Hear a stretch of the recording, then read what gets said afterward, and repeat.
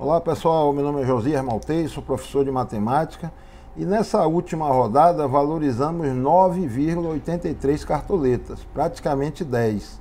Foi um resultado bem acima da média e que eu considero altamente positivo.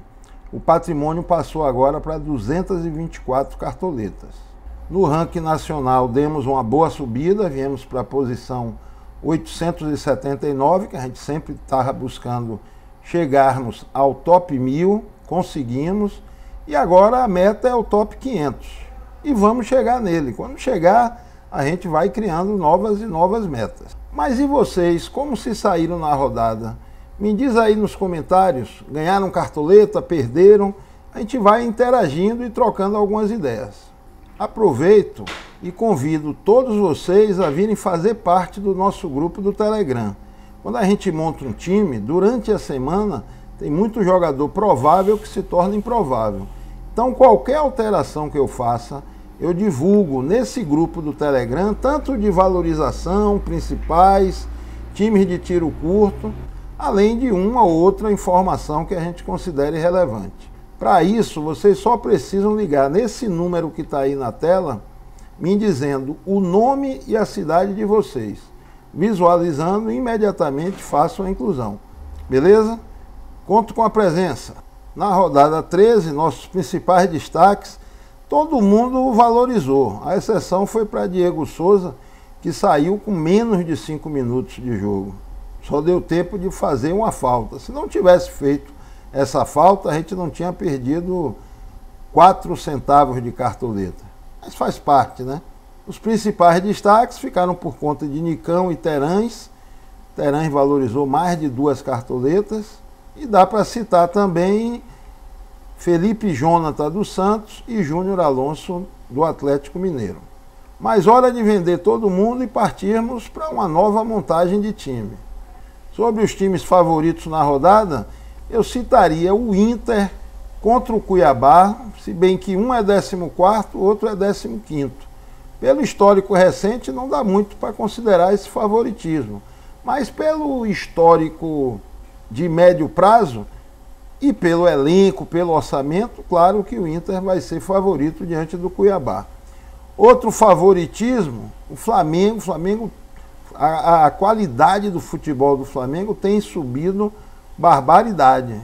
E o Corinthians ainda tenta se encontrar no campeonato. Então, Flamengo também favorito. Finalmente, novamente, não é um favoritismo tão destacado. Aliás, favoritismos destacados eu não considero nenhum nessa rodada. Mas o segundo colocado, o Atlético, jogando em casa, claro que vai levar um certo favoritismo diante do Atlético Paranaense.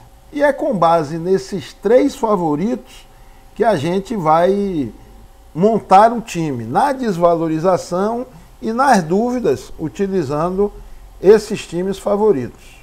No gol, nossa escolha vai recair sobre João Paulo dos Santos.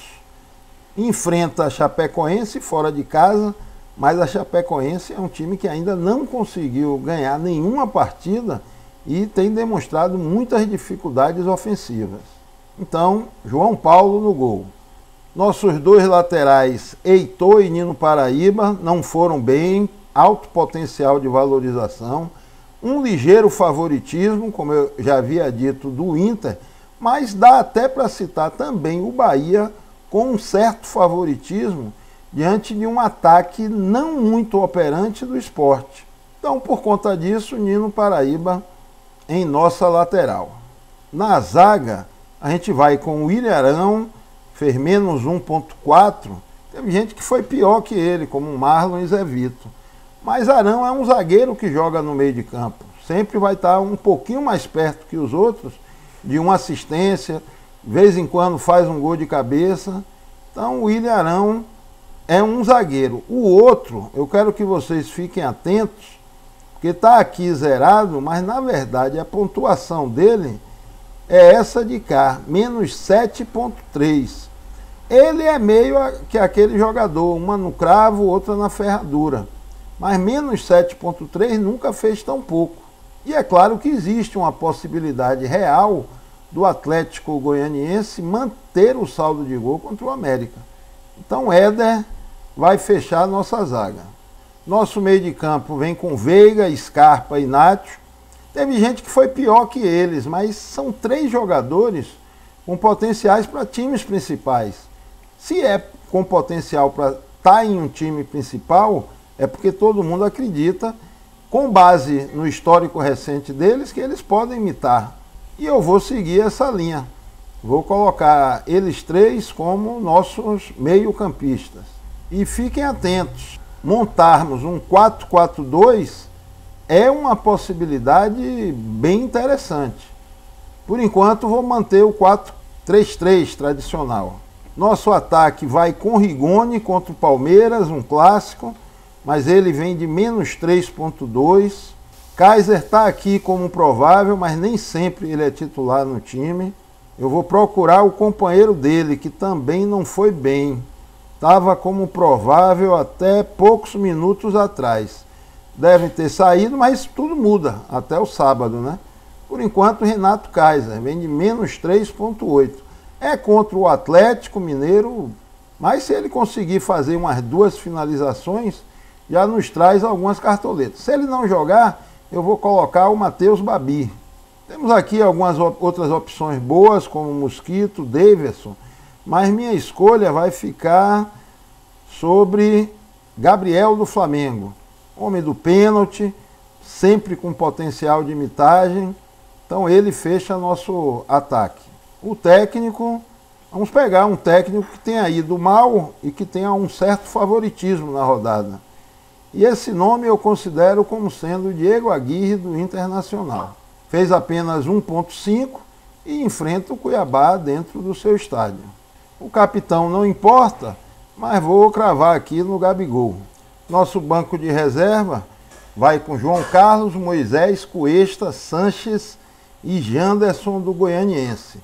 O time ficou custando 109 cartoletas e acredito que tem um bom potencial. Deixa eu mostrar ele aqui no campinho, que a maioria de vocês preferem.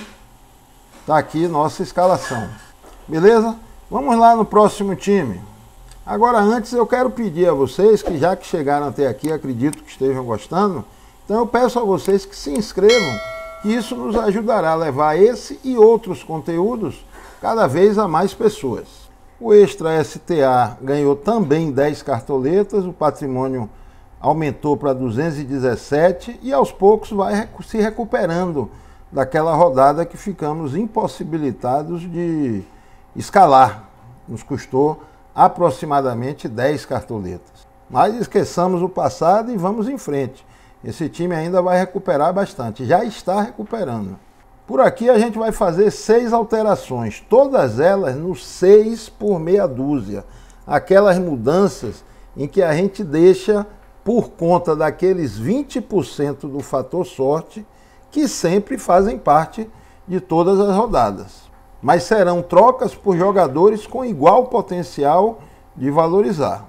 Primeiro eu vou trocar aqui João Paulo dos Santos e na vaga dele colocar do Bahia o goleiro Matheus Teixeira. Cadê ele? Aqui. Negativou na última, enfrenta o Sport.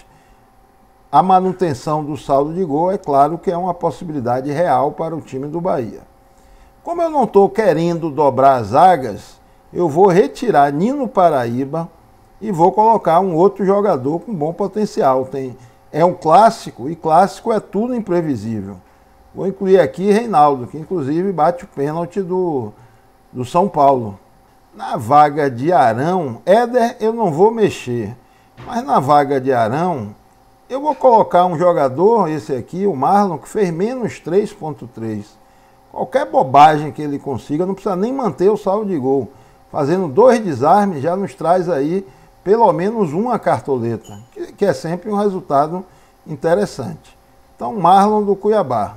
Dentre os meias, eu vou aqui ser um pouquinho conservador. Eu vou tirar Rafael Veiga e vou colocar o jogador que menos precisa pontuar para começar a valorizar, que é Matheus Vargas do Fortaleza.